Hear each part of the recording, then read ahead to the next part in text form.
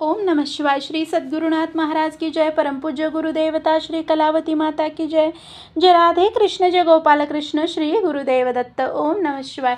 आजचा अनुभव खूप सुंदर। कोमल देशपांडे म्हणून आहेत, दिल्लीमधून आहेत त्या, म्हणजे माहेर त्यांचं सांगलीच आहे, म्हणजे इथल्याच आहेत त्या. आणि जे त्यांचं सासर आहे शाहूवाडी म्हणून आहे. तर त्या म्हणत होत्या की आम्ही आता 1 वर्ष झालं दिल्लीला आलेलो आहे, का तर ट्रान्सफर झालेली आहे यांची. आणि म्हणजे खूप लवकर ट्रान्सफर होऊ दे, परत मला आपल्या साईडला यायचं आहे. पण इथंसुद्धा आहेत म्हणतात लोक, म्हणजे जे नॉन महाराष्ट्रीयन आहेत त्या सगळ्यांना मी म्हणजे माझे जे पण ओळखीचे झालेले आहेत, जे घरी येतात करतात, मी आईंचं करते बघतात म्हणतात.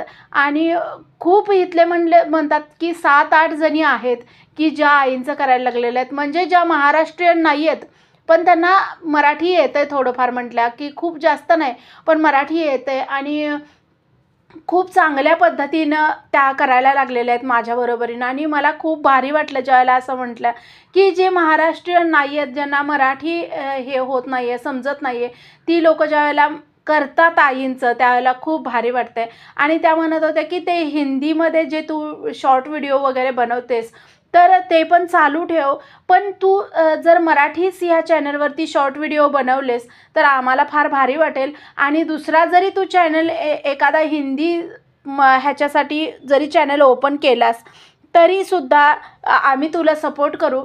पण केलंच तरी काही हरकत नाही आहे. हिंदी पण महाराष्ट्रीयन आहे आपण, तर मराठी जर ह्याच्यावरती सगळे मराठीच बनवलेस तर आम्हाला आनंद वाटेल, असं त्या म्हणत होत्या. तर नक्कीच. तर तुम्हाला सांगते, हे जे अनुभव येत आहेत, एवढ्या लांबून लांबून अनुभव येतात, त्याला खूप भारी वाटते. तर त्यांच्या अनुभवाला सुरुवात करते मी.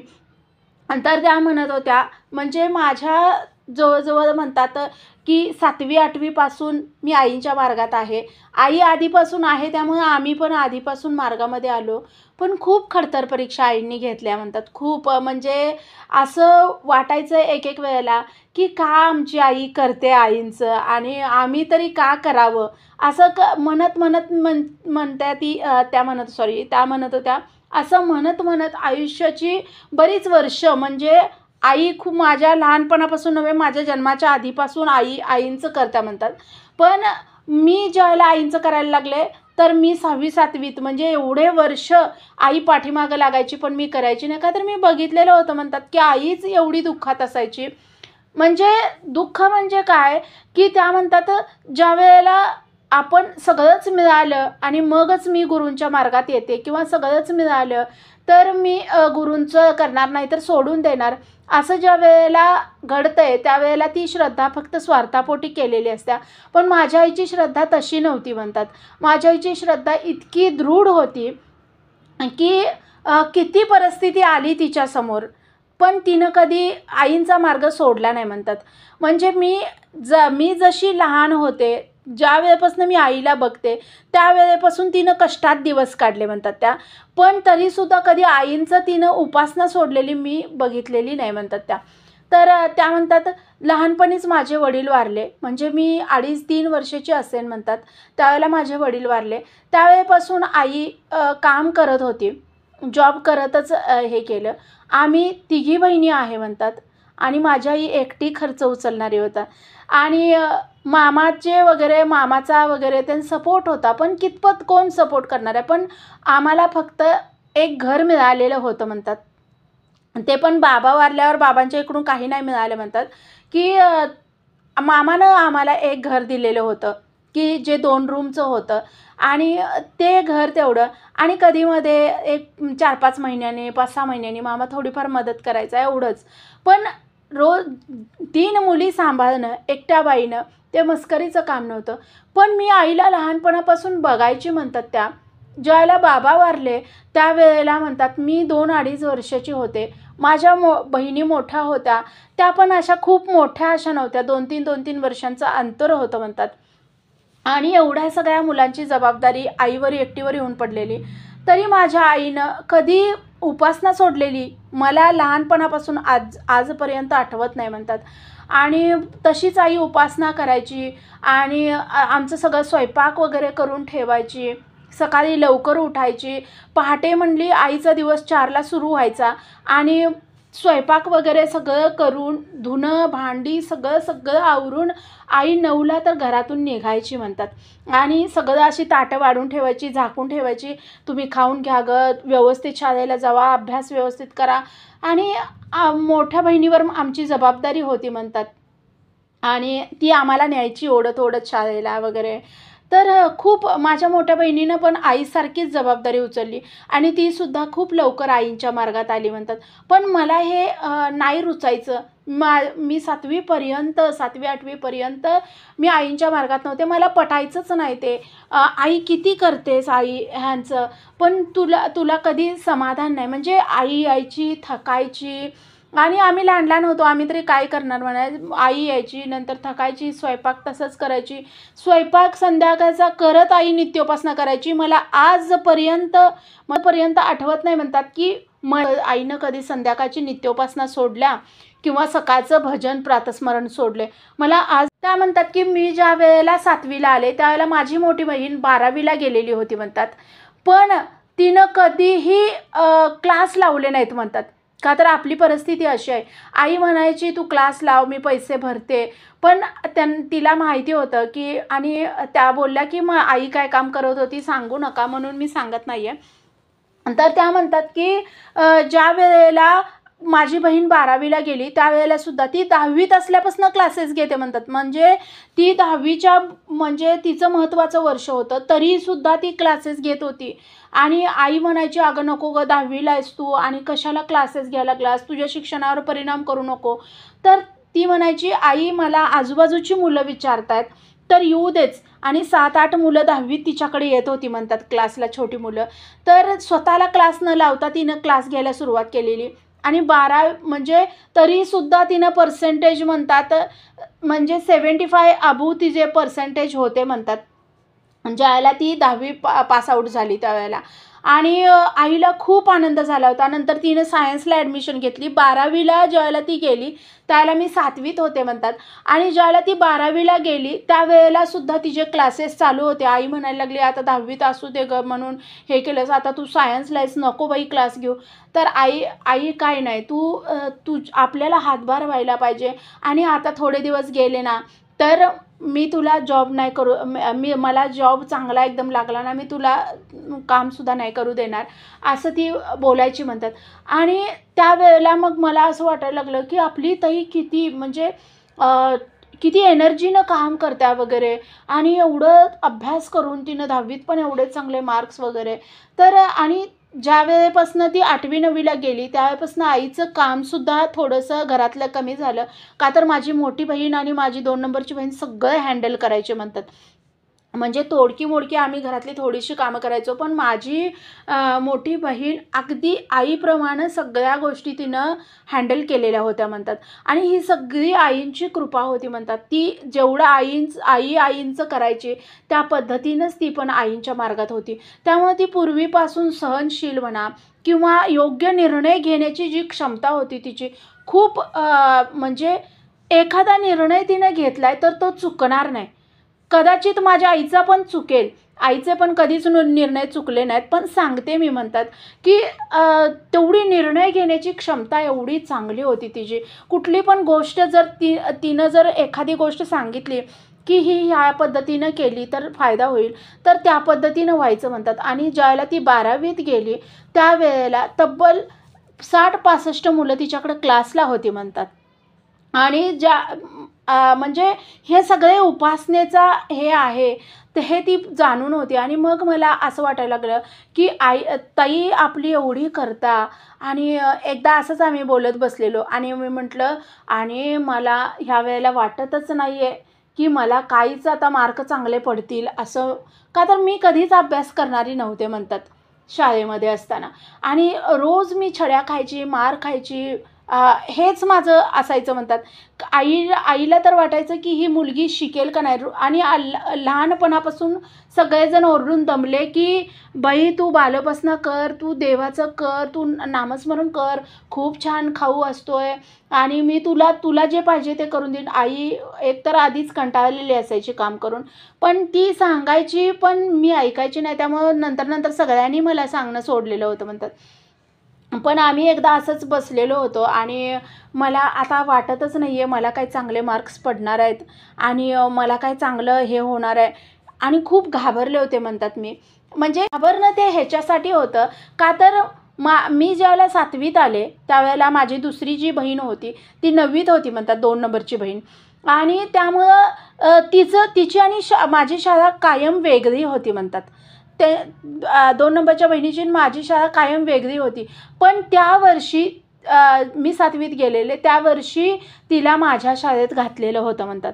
आणि त्यामुळं मी फार घाबरलेले होते का तर सगळे शिक्षक यायचे, "अगं तुझी बहीण किती हुशार आहे, तुझी बहीण किती करते, किती छान." आणि सगळे शिक्षक मला टॉर्चर केल्यासारखं करायला लागलेले. आणि मला माहिती होतं की ह्या परीक्षेत पण माझं सगळं या परीक्षेत पण असं त्या म्हणतात. आणि त्यामुळं मला माहिती होतं की पण त्याच्या आधी काही वाटत नव्हतं. पण सगळे शिक्षक येऊन आमच्या दोघींची तुलना करायला लागल्यावर मात्र मी माझ्या मोठ्या बहिणीला म्हटलं, "सगळे येतात टीचर आणि हिला चांगलं बोलतात. तुझी बहीण कशी आहे आणि तू कशी आहेस? तुझी बहीण कशी आहे?" मग त्यावेळेला माझी मोठी बहीण मला म्हटली, "मग तुला आम्ही किती वर्ष झालं सांगतोय की आईंची उपासना कर. आपण आपलं सगळं चांगलं करतात आई. बघ तू छान छान आता बालोपासनेला वगैरे सुरुवात कर. बघ तिच्यापेक्षासुद्धा मार्क्स चांगले पाडशील तू." तर त्या म्हणतात, "मग खरंच असं होईल का?" असं मी बोललं. तर माझं बघितलंस ना, मी बघ काय काय करते. मी क्लासेस घेते, तरीसुद्धा 10वीत मी क्लास घेत होते, तरीसुद्धा मला किती चांगले मार्क्स पडले. आणि मी सायन्स घेतले. मी 12वीत एवढी मुलं आणि तरीसुद्धा आई आपली काम करते का तर अजून माझं शिक्षण पूर्ण व्हायचं आहे. आणि आपली शिक्षणं जर चांगली झाली नाहीत, तर आपल्याला काय आहे, आपल्याकडे काय आहे का? असं ती ज्यावेळेला बोलायला लागली, त्यावेळेला त्याचा काही परिणाम होत नव्हता माझ्यावरती. पण फक्त एवढंच वाटत होतं, की मला मार्क्स चांगले पडतील का? का तर सगळेजण इतकं येऊन मला हिचं आणि माझी तुलना करायला लागल्या. त्यामुळं मला वाटत होतं, की मला चांगले मार्क्स पडतील का? तर माझी बहीण म्हटली, "तू बालोपासना करायला सुरुवात कर. खरं 6 महिने तरी केलं पाहिजे. 6 तिथं 7-8 महिने तरी केले पाहिजे. नाहीतर तू 1 महिना करणार आणि आईंना म्हणणार, की मला द्या चांगलं. असं आई देणार नाहीत तुला." आणि एवढं घरात वातावरण होतं आधीपासून, तरी मी अशी होते म्हणतात. त्या काय भोग होते माझे प्रारब्धाचे. आणि त्याच्यानंतर मग 7वीत असताना 3-4 महिन्यानंतर मी आईंचं सुरू केलं म्हणतात. का तर दोघी एका शाळेत गेल्यामुळं 3-4 महिन्यात फार मला टॉर्चर केलेलं होतं म्हणतात शिक्षकांनी. आणि मग मी 3-4 महिन्यानंतर 7वीला गेल्यावर सुरुवात केली आणि काहीसुद्धा मला आवडायचं नाही म्हणतात. मला अजिबात बालोपासना म्हणायला आवडायचं नाही. बालोपासना करायची म्हणतात आणि माझ्या बहिणी नामस्मरण करायच्या. तर म्हणायचे की आमच्याबरोबर नामस्मरणाला बस. मग मी त्यांना जसं टाईम असेल तसं त्या नामस्मरण करायच्या. मग मी काय करायची, तुझ्याबरोबर बसते मग म्हणायची मोठ्या दीदीला. कधी तिला म्हणायची, "बरं तुझं तू करून घे, मी तिच्याबरोबर बसते नामस्मरणाला." असं करत म्हणायची मी तिच्याबरोबर कधीतरी बसायची, कधी हिच्याबरोबर बसायची. टाईम पण एकसारखं नसायचं म्हटल्या बालोपासनेचं ह्याचं नामस्मरणाचं. तर माझी बहीण म्हणायची, "अगं कुणाबरोबर तरी एकटी बरोबर बस नामस्मरणाला. का तर एक वेळ ठरव." तर मी कधी हिच्याबरोबर कधी तिच्यावर आणि नामस्मरण करता करता मध्येच उठून, "बास मी नाही आता करणार." असं म्हणून मी उठून जायची. तिची माळ चालू असायची, मी मधनंच उठायची. अशा प्रकारचं माझं वर्तन होतं. तर ती दाबायची मला, की "अगं उठू नकोस, बस."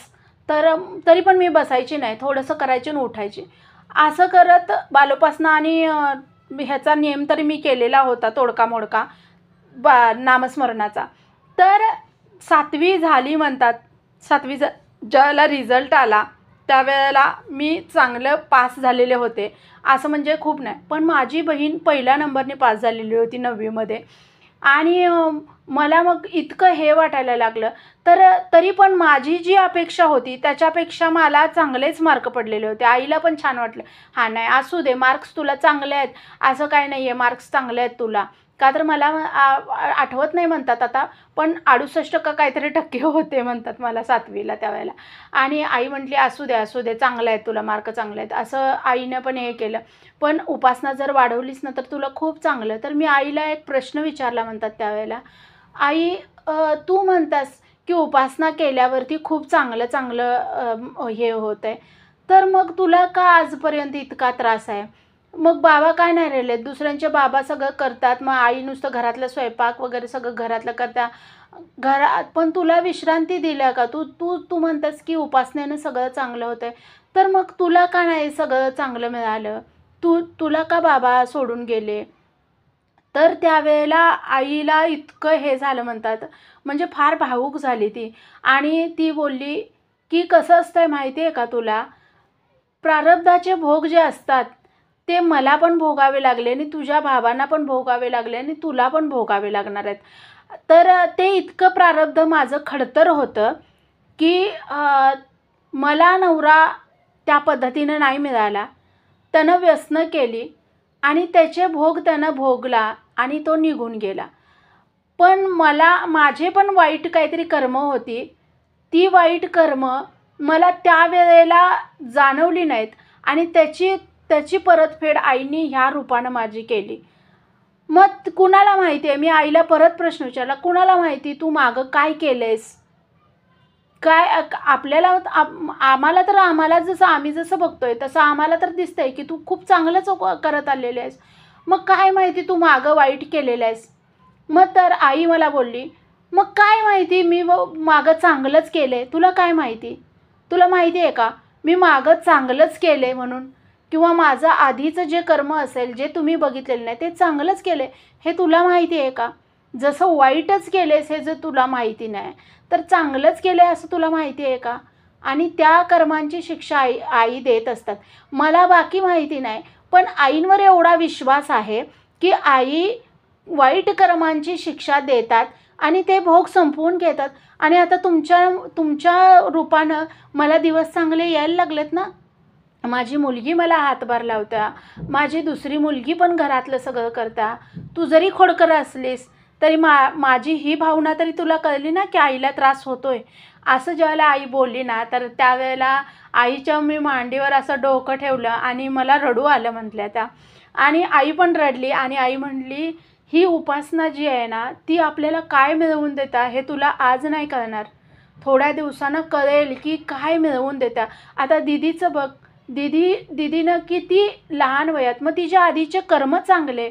आईनं खूप मला छान समजावून सांगितलं म्हटलं, तिचे आधीचे कर्म चांगले. त्यामुळं तिनं 10वी पास एवढ्या चांगल्या मार्कांनी होऊनसुद्धा तिनं घरातल्या कुठल्या जबाबदाऱ्या टाळल्या नाहीत. म्हणजे ही आईंची कृपा होती.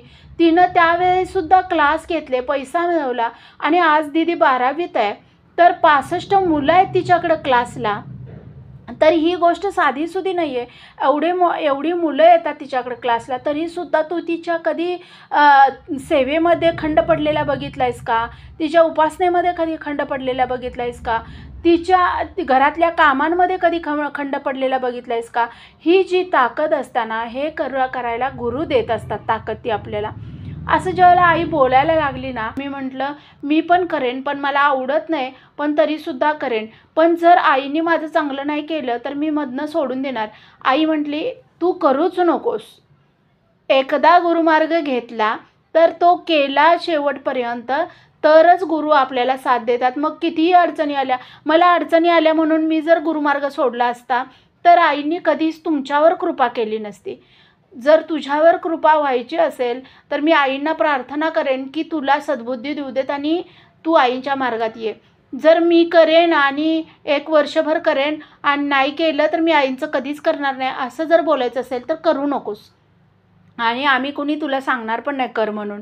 आई ज्यावेळेला असं बोलली, त्यावेळेला मी म्हटलं, "मग मी तरी पण थोडे दिवस करणारच आहे. तू जरी नाही म्हटलीस ना, तरी मी थोडे दिवस करणारच आहे." असं मी आईला बोलले म्हणतात.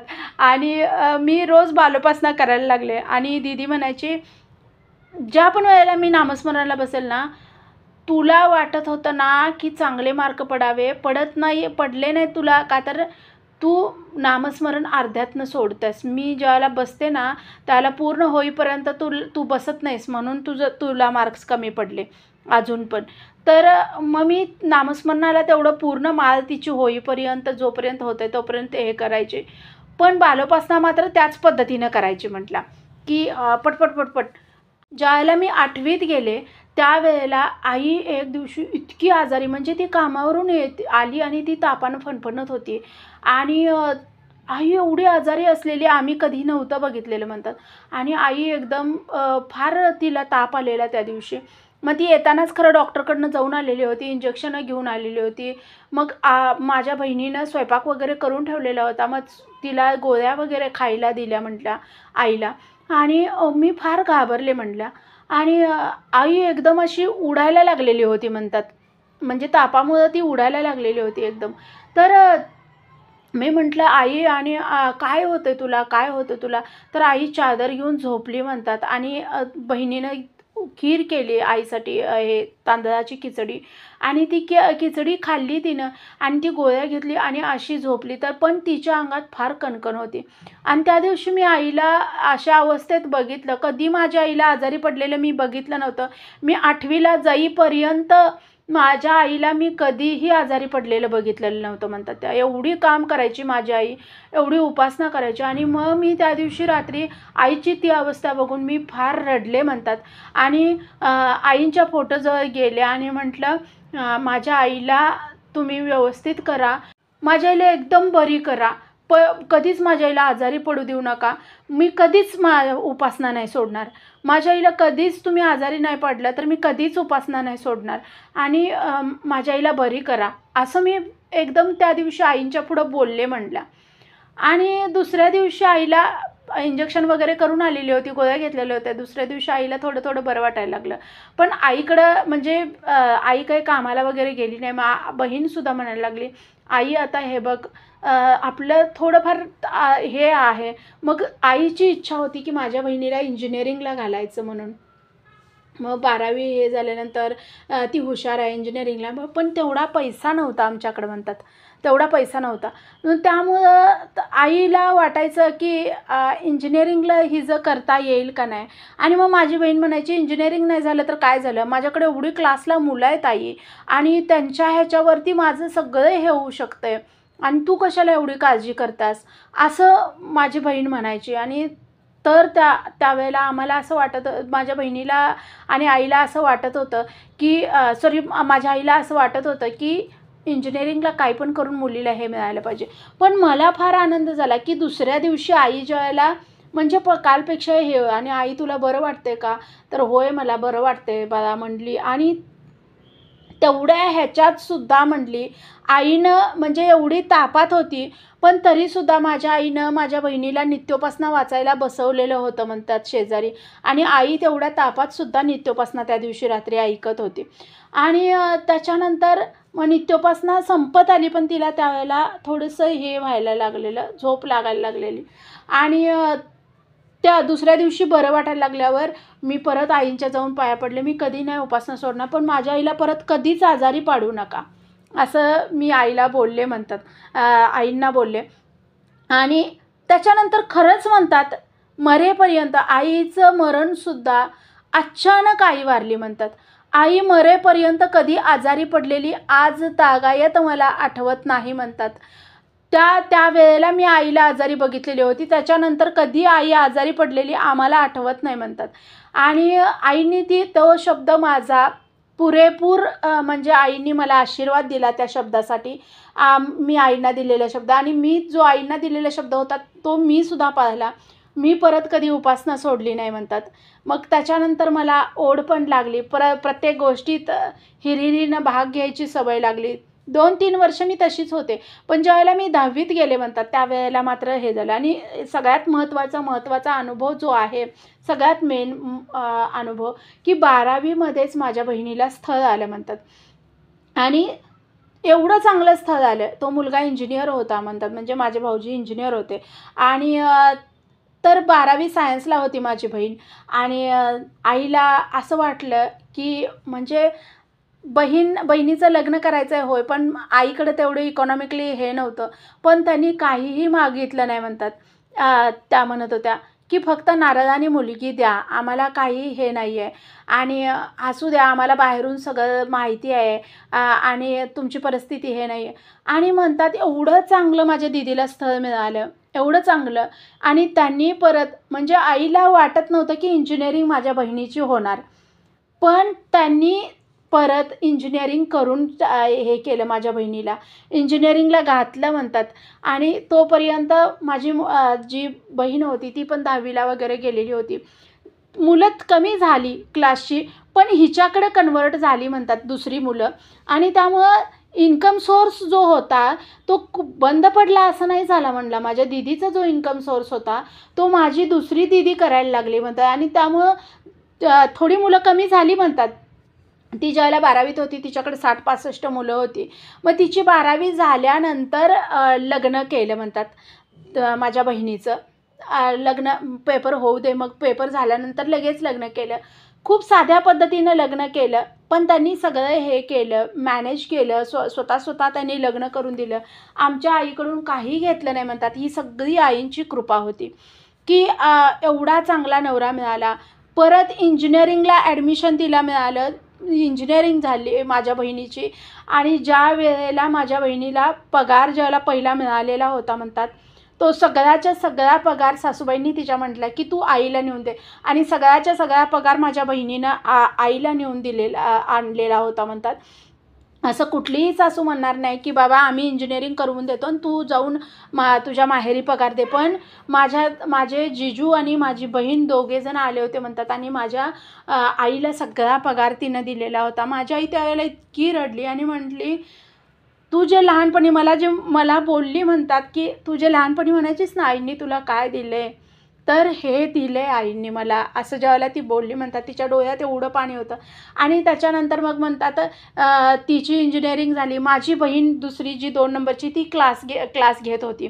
तिनं BCom घेतलं म्हणतात आणि तिचं पण सगळं बँकेत वगैरे लागली. माझं रुटीनला बसलं. मी BEd केलं म्हणतात. मी टीचर झाले. माझी बहीण हे झाली पण माझं टीचर झाले पण माझ्या मिस्टरांच्या बदलीमुळे वगैरे मला जॉबची तशी गरज नव्हती. इकॉनॉमिकली स्ट्रॉंग परिवार तिघींनाही भेटले म्हणतात. आई मरेपर्यंत कधी ह्या बहिणीकडे जायची कधी त्या बहिणीकडे जायची.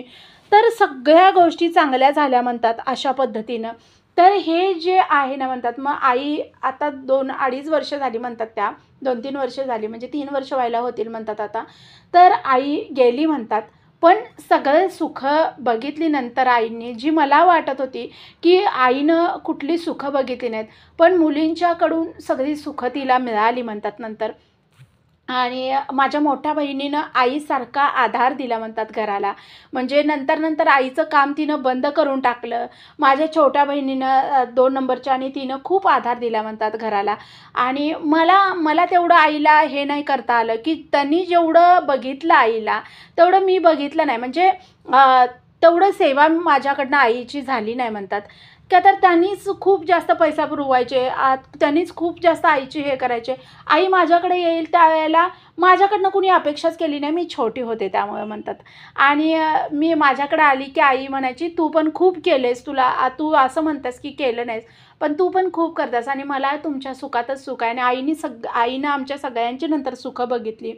आमची मुलं बाळं बघितली आणि आत्ता म्हटली ह्या 2-3 वर्षात. पण आई ज्यावेळेला वारली त्यावेळेला सुद्धा आईचा कुठलाही आम्हाला त्रास झाला नाही. आई आजारी नव्हती काही नव्हती म्हणतात. तिला अटॅक आला आणि अचानक म्हणजे तिचं सगळं चेकअप वगैरे माझी मोठी बहीण वगैरे करायची. आधेमध्ये तिचं सगळं चेकअप वगैरे करायची. पण त्यावर्षी काय झालं म्हटलं काय कळलं नाही आणि आई ठणठणीत आहे त्यामुळे एवढं आमच्या लक्षात आलं नाही. पण तिला अचानक आणि वय पण हे झालेलं होतं तर तिला अटॅक आला आणि आई गेली म्हणतात. पण आईला कुठलाही त्रास कधी झाला नाही म्हणजे शारीरिक असा. जे आईंकडनं मी मागितलेलं होतं ते आईने शेवटी दिलं मला म्हणतात. आई खूप चांगल्या पद्धतीनं खाऊन पिऊन गेली. ज्या दिवशी अटॅक आला त्या दिवशीसुद्धा जेवण वगैरे करून ती व्यवस्थित बसलेली होती म्हणतात आणि बसल्या बसल्या तिला अटॅक आलेला म्हणतात. तर हे जे आहे ना शेवट गोड केला म्हणतात ना आई म्हणजे गुरु आपला शेवट गोड अशा पद्धतीनं करतात. तर व्हिडिओ आवडला तर like share and subscribe. Shri Sadgurunath Maharaj की जय. परमपूज्य गुरुदेवता श्री कलावती माता की जय. जय राधे कृष्ण जय गोपाल कृष्ण. श्री गुरुदेव दत्त. ओम नमः शिवाय.